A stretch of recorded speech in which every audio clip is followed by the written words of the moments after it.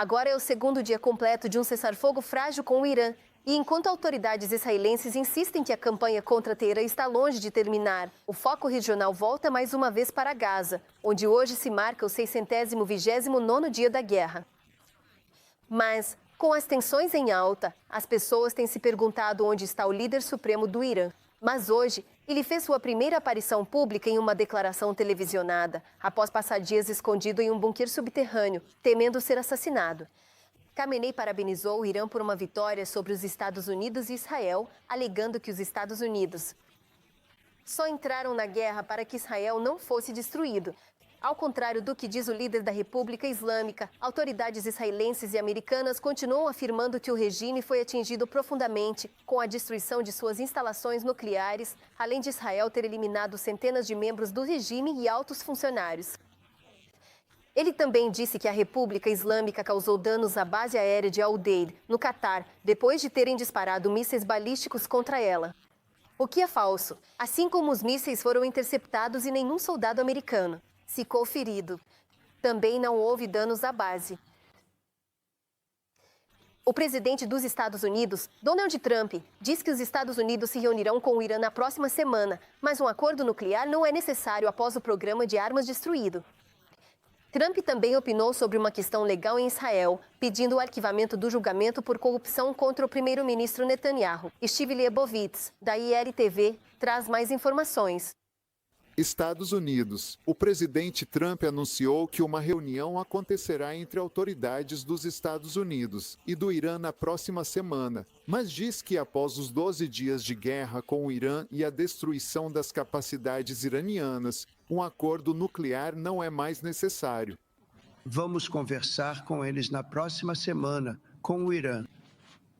Talvez assinemos um acordo. Eu não sei. Para mim, não acho que seja tão necessário. Quer dizer, eles tiveram uma guerra que lutaram. Agora eles estão voltando para o mundo deles. Eu não me importo se tem um acordo ou não. A única coisa que pediríamos é o que já pedíamos antes, que não queremos nuclear, mas nós destruímos o nuclear. Em outras palavras, está destruído. Eu disse.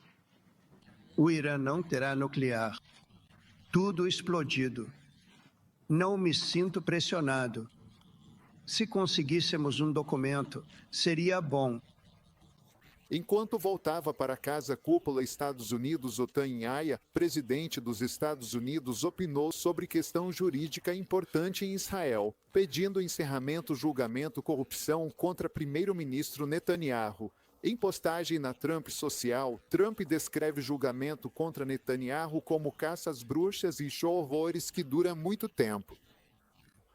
Trump chamou o caso de politicamente motivado com o objetivo de prejudicar muito Netanyahu. Netanyahu pediu que o julgamento fosse imediatamente cancelado ou que Netanyahu recebesse um perdão.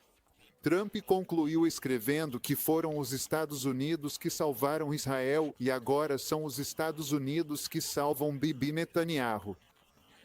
Essa aberração da justiça não pode ser permitida. O primeiro-ministro Netanyahu está sendo julgado em 3 casos de corrupção, enfrentando acusações de fraude e abuso de confiança em 2 deles e de suborno, fraude e abuso de confiança no terceiro. Netanyahu nega qualquer irregularidade e afirma que as acusações foram fabricadas em um golpe político liderado pela polícia e pela promotoria do Estado. Enquanto isso, o primeiro-ministro informou o gabinete sobre a guerra de 12 dias com o Irã, tendo uma série de questões-chave de segurança e políticas em sua agenda, além do julgamento.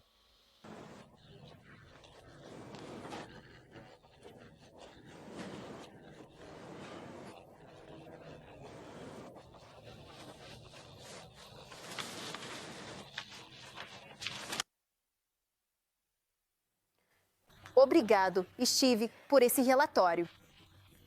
E em Israel, famílias estão de luto por perdas extremas enquanto continuam a sepultar os 7 soldados das FDI mortos em Gaza nesta semana, enquanto outras seguem suplicando pelo retorno de seus entes queridos ainda mantidos reféns por grupos terroristas. Em Gaza. Ao mesmo tempo, o impulso diplomático após o cessar-fogo com o Irã estaria abrindo novas portas para um possível acordo de reféns e um acordo de cessar-fogo em Gaza. Mas apesar dos avanços, a ajuda humanitária à faixa está mais uma vez sendo interrompida. Aqui está o que você precisa saber.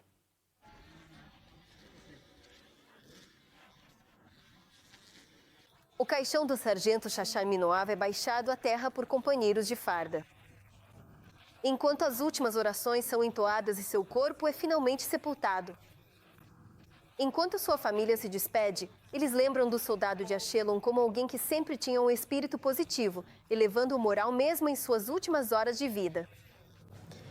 O jovem de 21 anos é um dos 7 soldados do Batalhão de Engenharia de Combate que foram mortos em uma batalha em Canhunis, depois que seu veículo teve um explosivo colocado por um militante terrorista. Enquanto as famílias lamentam a dor, as famílias dos reféns continuam a pedir pelo retorno de seus entes queridos, já que 50 deles ainda estão sendo mantidos em condições precárias por grupos terroristas dentro de Gaza. O porta-voz do Ministério das Relações Exteriores do Catar disse esta semana que o cessar-fogo entre Irã e Israel criou um momento favorável e afirmou que estão em contato com todos os lados para alcançar um acordo. No momento, reportagens da mídia dizem que Israel não planeja enviar uma delegação ao Catar ou ao Egito para negociações e só deseja que desenvolvimentos positivos aconteçam. Enquanto isso, o sofrimento em Gaza continua depois que autoridades israelenses decidiram, segundo relatos, interromper ajuda, alegando que o Hamas continua a roubá-la e impedir sua distribuição. O gabinete do primeiro-ministro ordenou que as Forças de Defesa de Israel, IDF, apresentem um plano em 2 dias sobre como impedir que o Hamas se apodere da ajuda distribuída pela Fundação Humanitária de Gaza, apoiada por Israel e pelos Estados Unidos. A pausa deve permanecer em vigor até que as IDF apresentem seu novo plano. A Fundação Humanitária de Gaza afirma que entregou 44 milhões de refeições em apenas 4 semanas e está coordenando com parceiros locais para avançar em melhorias que garantam a distribuição segura. E agora, para discutir o que pode acontecer a seguir na guerra em Gaza e o cessar-fogo em andamento entre Israel e Irã, está conosco Deni Ayalon, ex-embaixador de Israel nos Estados Unidos. Muito obrigada por estar conosco hoje. É um prazer estar com você, Shosh. Minha primeira pergunta é: o que vem a seguir com o Irã? O cessar-fogo vai durar? Acho que essa é uma pergunta que todo mundo quer saber. Conte para a gente o que você acha. Bem, eu acho que deveríamos encerrar isso com um acordo. Com um acordo muito forte e duradouro, que seja diferente daquele que foi assinado em 2015. Guerras sempre terminam com um acordo, com garantias internacionais. E não deveria ser diferente aqui com o Irã, porque se não tivermos um acordo muito rígido, eles podem sair dele de forma sorrateira, recomeçar seu programa ilegal. Agora, autoridades continuam dizendo que o Irã é a cabeça da cobra, já que financia todos os grupos terroristas na região que cercam Israel. Mas o dano que Israel causou ao Irã também enfraqueceu o Hamas, já que essa guerra também está acontecendo agora? Sim, o dano foi incrível. E, na verdade, o que vimos nesses 12 dias de guerra foi a superioridade absoluta de Israel sobre o Irã em termos de tecnologia, capacidades estratégicas, capacidades militares e tudo que envolve isso. Mas, certamente, restabelecemos a dissuasão aqui nesta região e esperamos que também haja bons resultados em Gaza, já que o Irã era o principal apoiador do Hamas. Agora, o Hamas foi realmente deixado sozinho. Todos os seus aliados, seja o Hezbollah, as milícias iranianas na Síria e no Iraque, e claro, o próprio Irã, já não são mais jogadores realmente ativos aqui, nem têm as capacidades. Acho que já passou da hora de realmente concentrar toda a pressão sobre o Hamas e sobre aqueles que podem fazer isso da melhor forma. São o Egito, de um lado, o Catar, do outro, e espero que os Estados Unidos possam orquestrar toda essa campanha. Mas, Dani, mais pressão poderia levar a um possível acordo de cessar-fogo entre Israel e Hamas para finalmente encerrar o que está acontecendo lá e trazer de volta os 50 reféns que ainda estão em cativeiro neste momento? Você vê esse impulso que outros oficiais estão mencionando agora? Bem, eu acho que o impulso já começou. Se isso realmente vai culminar em um cessar-fogo e na libertação imediata dos reféns, eu não tenho certeza. Enquanto Hamas insistir em permanecer em Gaza, ou até mesmo governar Gaza, isso é algo inviável. Depois de 7 de outubro, acho que está bastante claro para todos, inclusive para os próprios habitantes de Gaza, que o Hamas não pode mais permanecer em Gaza. Israel fez uma oferta generosa a eles, permitindo uma saída segura de Gaza. E se eles não aceitarem, então estaremos em um impasse que talvez só possa ser resolvido com mais pressão militar sobre o Irã, sobre o Hamas no terreno, e talvez mais pressão política de seus aliados no Golfo, principalmente o Catar. Dani Blanc, muito obrigado por se juntar a nós hoje enquanto todos esses desdobramentos continuam acontecendo. Obrigado. Este é o momento para se manter firme ao lado de Israel em tempos de grandes desafios. O verdadeiro apoio se mede por ações. Você pode ir a Israel agora para investir em títulos de Israel. Seu investimento é mais do que financeiro. É uma declaração de apoio enquanto Israel defende a liberdade, a vida e os valores que todos nós prezamos. Investir em títulos de Israel é uma maneira decisiva de apoiar Israel. Deixe o mundo ver de que lado você está. Israel não está sozinho. Invista em títulos de Israel agora. E membros do parlamento do Irã começaram a entoar gritos de morte à América e morte a Israel depois que o presidente do parlamento anunciou que a República Islâmica encerraria sua cooperação com o órgão de fiscalização nuclear da ONU após a guerra com Israel. Veja o que mais você precisa saber.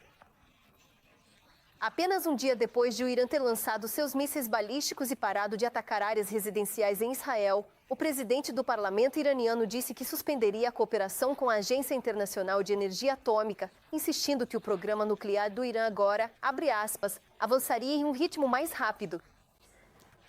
O parlamento do Irã irrompeu em gritos de morte à América e morte a Israel.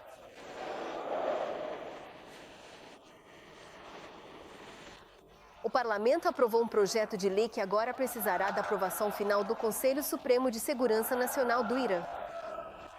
E apenas alguns dias antes da operação de Israel e dos ataques americanos às instalações nucleares do Irã, a IEA afirmou que o Irã estava violando suas obrigações de não proliferação. Na cúpula da OTAN, Trump anunciou que os Estados Unidos se reunirão com o Irã na próxima semana, apesar das conversas sobre um acordo nuclear não serem mais necessárias, já que autoridades americanas, incluindo o diretor da CIA, disseram que o programa nuclear do Irã foi severamente destruído. Acho que acabaremos tendo um relacionamento com o Irã. Olha, eu tive um relacionamento. Eles concordaram com um cessar-fogo e foi um acordo muito equilibrado. Era o suficiente. O presidente da França, Emmanuel Macron, e o chefe da IEA, Rafael Grossi, se reuniram em Paris para discutir o programa nuclear do Irã e avaliar os riscos radiológicos após os ataques aéreos no Irã. Grossi agora afirma que a IEA não sabe onde estão as 900 libras de urânio potencialmente enriquecido dentro do Irã, depois que autoridades iranianas removeram o material como medida de proteção antes dos ataques às instalações nucleares. As forças de defesa de Israel revelaram que comandos israelenses operaram dentro do Irã durante a guerra. Essas e outras revelações vieram do chefe do Estado-Maior das FDI, Eyal Zamir, e do chefe do Mossad, David Barnea, que comentaram sobre os resultados da guerra de 12 dias com o Irã. Aqui está mais com Steve Lebovitz, da ILTV. Dando sua avaliação inicial da guerra de 12 dias com o Irã, o chefe das FDI, Eyal Zamir, disse que as conquistas foram possíveis, graças à total cooperação e dissimulação por forças de comando aéreas e terrestres. Zamir afirmou que essas forças operaram secretamente no interior do território inimigo e realizaram operações que garantiram às FDI liberdade operacional de ação. Zamir disse que os objetivos gerais da guerra foram alcançados e o programa nuclear iraniano severamente comprometido. Após 12 dias de uma guerra sem precedentes, posso dizer que as FDI agiram da melhor forma possível e estiveram totalmente. E o propósito da operação. Além da atuação do Serviço de Inteligência das FDI e dos nossos especialistas nucleares, o dano ao programa nuclear não é um dano pontual, mas sim um dano operacional. Danos foram causados às principais instalações, fábricas, indústrias e centros de conhecimento. Também é possível afirmar que o projeto nuclear iraniano sofreu um dano severo, profundo e duradouro, que atrasou suas operações por anos. Nós provamos nosso valor. Enquanto isso, gostaria de expressar minha mais profunda e sincera apreciação e reconhecimento ao nosso parceiro central e inestimável, a Agência Central de Inteligência, mais conhecida como CIA, por sua colaboração essencial e pela notável atividade conjunta, bem como pelas diversas e complexas operações que foram meticulosamente planejadas e habilmente realizadas em conjunto. E também ao chefe da CIA, cuja colaboração e apoio foram cruciais para o escritório, garantindo que todas as decisões tomadas fossem as mais acertadas e estratégicas. Essa parceria fundamental foi, em última análise, o pilar que possibilitou a concretização e o sucesso desta operação complexa e de grande envergadura. Agora, voltando a uma questão mais profunda e existencial, qual é a verdadeira motivação que impulsiona os judeus a virem para Israel, um lugar que, para muitos, é percebido como arriscado e desafiador? Seria um amor incondicional e intrínseco pela terra ancestral, uma conexão espiritual e histórica que transcende as adversidades? Ou existem outros fatores, como a busca por segurança, a realização de um ideal sionista, ou a preservação da identidade cultural e religiosa? A complexidade dessa decisão envolve uma miríade de sentimentos e razões, desde a fé profunda e a herança milenar até a aspiração por uma vida em comunidade e a construção de um futuro coletivo. A resiliência e a determinação em face dos perigos e incertezas são testemunhos de uma ligação que vai além da lógica, enraizada em séculos de história e na promessa de um lar. Essa motivação, muitas vezes descrita como um amor inabalável, é o que sustenta a contínua imigração e o desenvolvimento de Israel, apesar dos desafios geopolíticos e das ameaças constantes. É uma escolha que reflete uma profunda convicção e um compromisso duradouro com a nação e seu povo. É algo que não é racional. O retorno de Israel à normalidade rapidamente, após uma campanha militar que eliminou figuras importantes dos programas nuclear e de mísseis do Irã. O Irã retaliou com uma barragem de mísseis, matando 28 pessoas em Israel. Autoridades no Irã afirmam que centenas foram mortos lá. Tem sido restrita. Ambos os lados declararam vitória, mas, para esses imigrantes, o foco não estava na política ou nos mísseis, estava em um novo começo. Hoje é como um sonho se tornando realidade. Para mim. E você sabe por que Israel nomeou sua operação contra o Irã de Leão Ascendente? A onda de imigração marca não apenas conquistas pessoais, mas também uma mensagem poderosa de que, mesmo após foguetes e perdas, o sonho de Israel continua vivo. E para muitos, isso vale tudo. Você sabe por que Israel nomeou sua operação contra o Irã de Leão Ascendente? A resposta vem diretamente da profecia bíblica. Você está vendo uma operação militar nomeada por Deus. 3.000 anos atrás, Balaão não pôde amaldiçoar Israel, então ele pronunciou essas palavras em vez disso. Hoje, essa mesma profecia se concretizou. Em hebraico, Enki David, significa uma nação leão, as mesmas palavras escolhidas para esta operação hoje. Enquanto Israel enfrenta ameaças à sua própria sobrevivência, Testemunhamos o cumprimento das palavras antigas, com um povo se levantando como um leão, não em agressão, mas no direito dado por Deus de defender sua terra. Orem pela paz em Jerusalém. Sabedoria divina nestes tempos tão lamentáveis.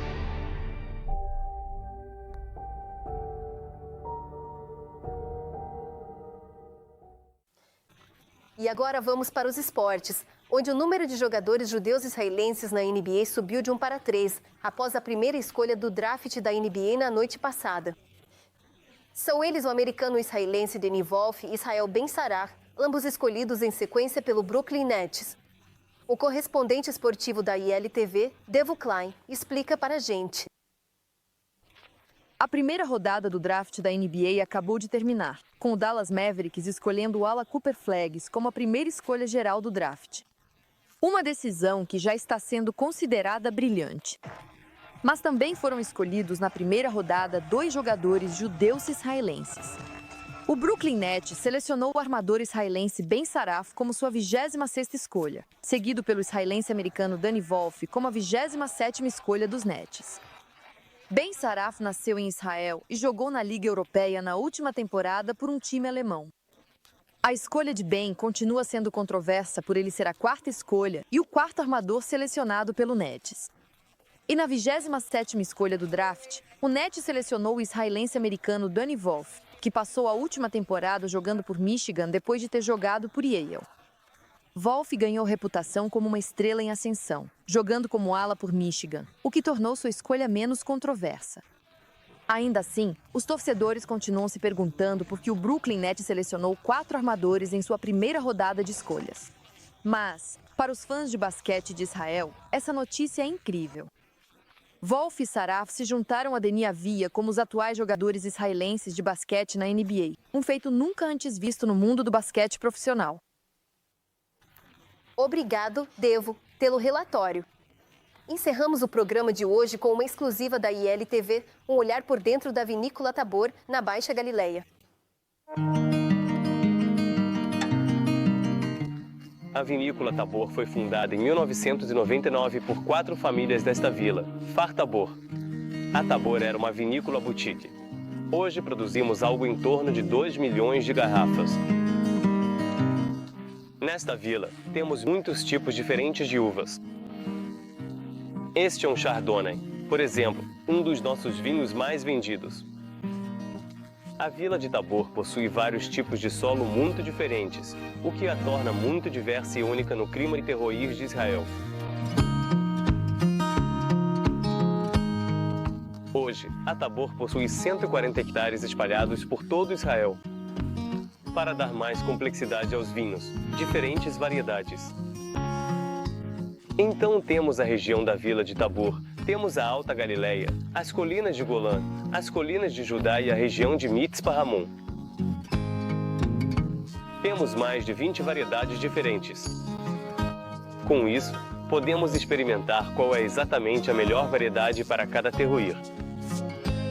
Esta área, na verdade, foi plantada com uvas por causa do barão de Rothschild, que enviou seus viticultores para procurar os melhores lugares para cultivar uvas viníferas em todo Israel. Um desses locais foi a Vila de Tabor, e é por isso que este é um dos melhores lugares para cultivar uvas em Israel. Então, este é o nosso barrilário. Temos mais de 1000 barris em Tabor. Os barris trazem ao vinho algumas notas de carvalho, complexidade, oxigênio, para tornar o vinho mais encorpado e complexo, com mais sabores. O próprio barril vem de diferentes regiões da França. Ele é feito de carvalho. Normalmente, mantemos esse tipo de barril por 5 anos. O vinho envelhece nos barris entre 1 e 2 anos, dependendo da série, do nível à dama. É 1 ano em barril. E nossos vinhos Super Premium Malchia e de vinhedos únicos geralmente ficam cerca de 2 anos em barril. Temos aqui 4 vinhos diferentes. Sauvignon Blanc, nosso Rosé Barber edição limitada e nosso vinho ícone, Malchia. O Sauvignon Blanc, nossos melhores vinhos. Somos muito conhecidos pelo nosso Sauvignon Blanc. O estilo de vinho é muito frutado e aromático, quase no estilo da Nova Zelândia.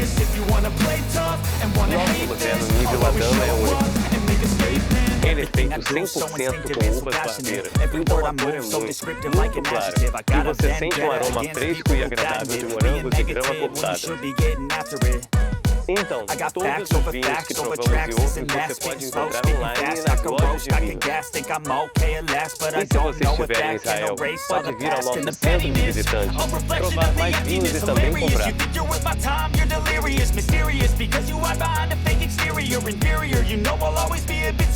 Agora, vamos dar uma olhada na previsão do tempo. Céu nublado é esperado na maior parte do país esta noite, com temperaturas chegando a mínimas de 20 graus Celsius ou 67 graus Fahrenheit. Amanhã, teremos céu ensolarado junto com temperaturas altas, chegando a máximas de 30 graus Celsius ou 86 graus Fahrenheit. Isso é tudo para as notícias de hoje. Para as últimas atualizações de Israel em todos os seus dispositivos, não deixe de seguir nossos canais da ILTV e nosso novo canal ao vivo. Você também pode nos assistir na Screen IL com cobertura ao vivo 24 horas por dia, 7 dias por semana. Fique informado com as últimas notícias diretamente do coração de Israel. Eu sou Xosh Pedrozia. Muito obrigado por assistir.